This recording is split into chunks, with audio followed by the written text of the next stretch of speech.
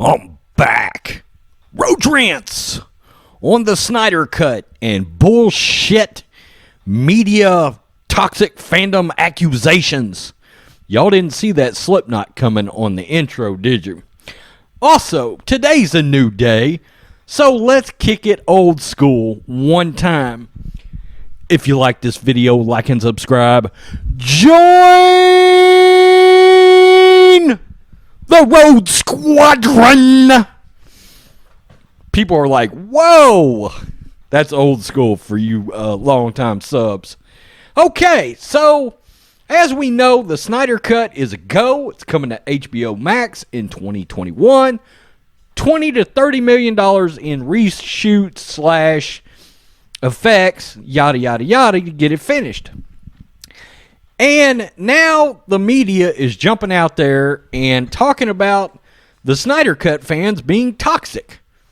Well, we're used to that in the Star Wars community because we hated The Last Jedi and we hated The Rise of Skywalker, and we are toxic. We're sexist, racist. We can't just like a film for being flat shitty.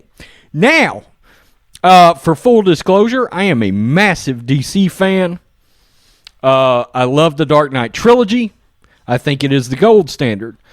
What I will tell you, though, is I really liked Man of Steel. I really liked BVS, especially the Ultimate Edition. Ben Affleck surprised me as Batman. Very good Batman, okay?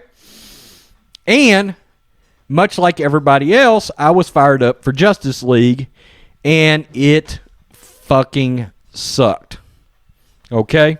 And we saw all the blatant parts in there that, I mean, there were places where you could just blatantly tell, okay, Zack's not involved in this. Now, I'm a big Zack guy, okay? Dawn of the Dead, great flick. Maybe, arguably, the gold standard of horror remakes is that Dawn of the Dead movie. 300, monster. Awesome. And now, articles like Vanity Fair, these I hate to get political, but yeah, it's a left-leaning situation we've got going on here. Now they're talking, attacking fandoms. Joanna Robinson is releasing the Snyder Cut of Justice League, a victory for toxic fandoms. And basically she goes in and she says back in 2015 in a packed Hall H San Diego Comic-Con Warner Brothers panel, actress Aisha Tyler was doing what all Comic-Con panel hosts do, hyping up the crowd. But the language I saw her use to introduce the director of the upcoming Batman vs. Superman Dawn of Justice has always struck me as unintentionally chilling. Quote, I know somebody out there has some unnatural love for this person who is about to come out on stage, but it can't be as deep and intense or unnatural as mine. The crowd erupted into hysterical screams as the director, Zack Snyder, came out on stage. 5 years and at least one controversial film later, that unnatural love helped achieve what many considered to be impossible. Like Superman rising from the grave, in Justice League, the fabled Snyder Cut will emerge in 2021, the result of Warner Media finally acknowledging a long, occasionally toxic fan campaign that mixed good-intentioned fundraising with coordinated and vicious social media attacks on critics, including myself. Okay, well, if you wouldn't call people toxic, people might not say anything. Has one company, in its desire to stir up attention around the launch of HBO Max, emboldened the bad fan behavior? Or is it just a new normal fandom in the social media age?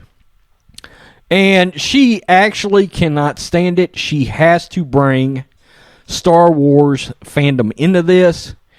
She goes down here and says, but while the Fast and Furious fandom seems to exist in a space of almost supernatural positivity, the massive fandoms behind geek monoliths like Star Wars come with vicious, loud voices who work hard to ruin the fun. A segment of the Lucasfilm community that was dissatisfied with Rian Johnson's The Last Jedi mercilessly hounded both the director and at least one star, Kelly Marie Tran.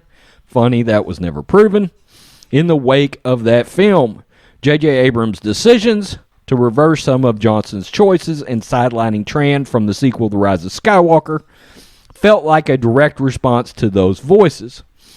And look, let's just be honest with you.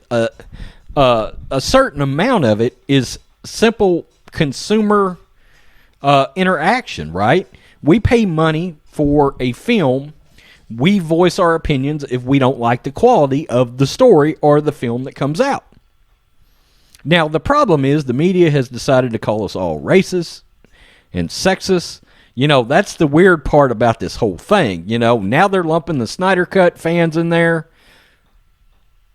Doesn't Ray Fisher play Cyborg in that thing? Is anybody racist against that dude? Gal Gadot's in it, right? She's awesome. She's like the gold standard of comic book female characters, right? I'm looking forward to Wonder Woman 2. I am. Pedro Pascal's going to be in there. I love Suicide Squad. I'm not supposed to because everybody seems to hate it, but I love David Ayer's movies, and I love the fact that he does ensemble action movies. And I loved fucking Will Smith in that movie. I know a lot of people didn't. I thought Will Smith kicked ass. That dude's black. Last I checked. Right? Is Will Smith black? I think he's black. Okay? I'm just saying. That doesn't seem like a racist to me. Okay? Now, Rian Johnson made some poor choices when it came to Star Wars. You didn't stick to Star Wars lore. You assassinated the greatest hero in the history of Star Wars, Luke Skywalker, his character, and at the end you killed him because he OD'd on the Force. The Snyder Cut movement should be a glorious victory for fandoms everywhere. This is ridiculous. Fandoms literally cannot now voice their dissatisfaction for a product given to them by a studio. Look, a lot of people don't like me using this analogy because they come in with the, oh, but it's art shit. No, movies are no different in a lot of ways to buying a coat. You walk into a store, I buy a Columbia coat, right? I get home, ooh, the stitching ain't good on this coat, blah, blah, blah. I'm voicing my opinion back to Columbia, the manufacturer of said coat. Now, people will say, yeah, but there's a whole, there's belief systems and all this that are built for movies. That is true. Star Wars, DC, it becomes part of your life, right? But so can that coat. You can buy the right coat. You have that sumbitch for 15 years, and it means a lot to you. It's been through hell. You've snagged it on barbed wire. It's seen marriages come and go. You love that fucking coat. It kept you alive in the winter, okay?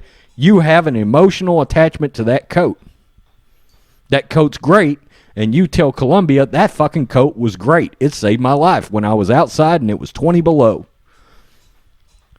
It is buying and selling a product. Now you cannot voice your opinion if you don't like said product. You are a racist. You're a sexist. You're toxic. They call us racist in the Star Wars fandom. Billy D. Williams, anybody. Mace Windu, anybody. Sexist, Princess Leia. Queen Amidala. We could just, Mara Jade. Let's just keep going and going. It is ridiculous now because you cannot voice simple buyer-seller interaction opinions, right? Without the media dragging you in. And look, not to go political, but don't think for a minute, especially with places like Vanity Fair. I've said in the past, all of this bullshit has to do with Donald Trump. It does. This is Hollywood and the media are protesting Donald Trump, and they're throwing this shit into the films.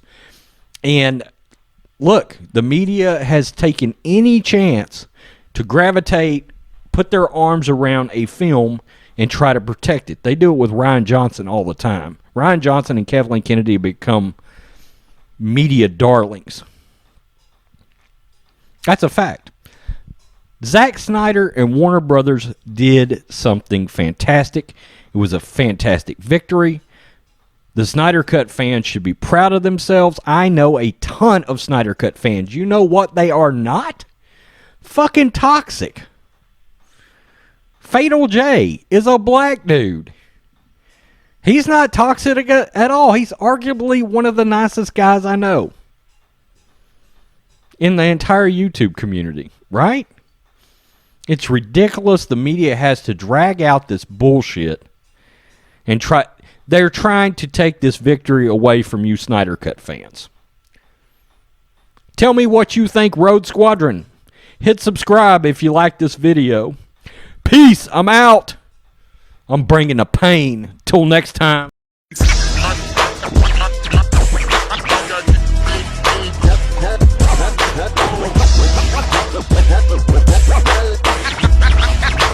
King Kong in the trunk.